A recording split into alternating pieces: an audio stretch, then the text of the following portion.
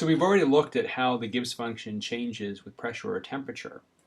And now we want to look at how delta G for a reaction changes with temperature or pressure. So just to recap, we saw earlier that G at some new pressure is equal to G at the old pressure plus an integral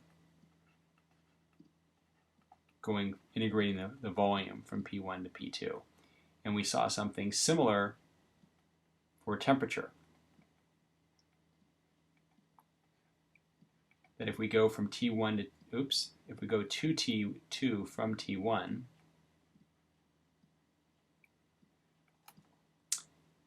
that we have to add the negative of the entropy. We integrate the entropy dt, T1 to T2. Okay. And this is if we're changing the pressure, we're keeping the temperature constant. And if we're changing the temperature, we're keeping the pressure constant. And of course, if we're changing both, we could just express the overall change as two separate processes. First, we change the temperature and then the pressure. Okay, so that's for individual substances. What if we're looking at how delta G changes? Well, if we imagine that we have temperature on this axis, and we've got G on this axis, and we've got, let's make this T1. We'll make this T2.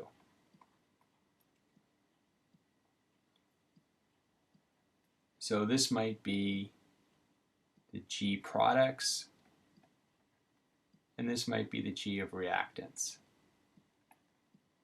So delta G is that difference, right? The difference between products and reactants. Okay, if we go to T2, presumably those numbers will be different. In general, we see that the Gibbs function goes down for individual chemicals. So the new delta G is going to be this gap, right? The G of the products at the new temperature minus the G of the reactants at the new temperature. So we can see, to see how this gap changes, we're going to have to integrate along this path for the products and the reactants. So this original equation is going to be relevant. We're just going to take this original equation for the products and subtract that same equation for the reactants. And so if we let's put pressure aside for the second and just look at temperature, we can see if we just do products minus reactants, we get that the change in delta G for a reaction is going to be the integral not of just entropy, but of the change in entropy of delta S dt from T1 to T2. So we integrate the entropy of a single component if we want to see how much the Gibbs function of that single component changes with temperature. If we want to see how much the Gibbs function difference of a reaction changes with temperature, we integrate the difference in entropy. So this would be delta G at T1, delta G at T2.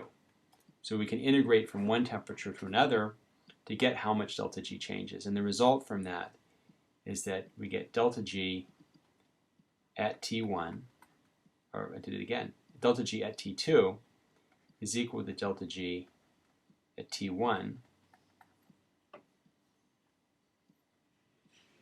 plus the negative of delta G of reaction, delta S of reaction dt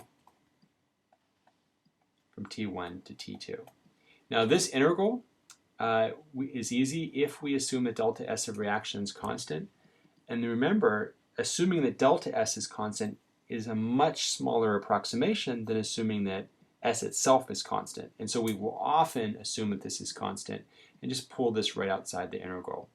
And that would just give us that delta G of a reaction at T2 is equal to delta G of that reaction at T1 minus, well, we pull out the delta S of reaction, and then we'll just have dt integrated, so it's just delta t, t2 minus t1.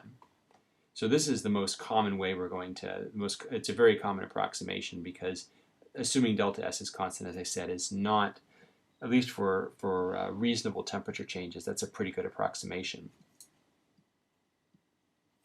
If we want to see how delta G changes with pressure, so delta G at P2, well, by analogy, we can get the same sort of thing, right? Delta G at P2, the difference between that delta G at P1 is going to be the integral, well, not of just volume, but of the change in volume for a reaction, dP.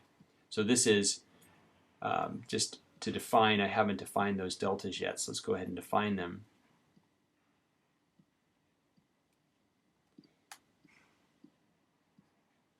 Delta S, we already defined this earlier, delta S for a reaction is just the sum of the third law entropies for each product and reactant, and of course we multiply those by nu. Remember, this is the coefficient from the balanced reaction, and it's positive for products and negative for reactants. We can say the same thing about delta V for a reaction.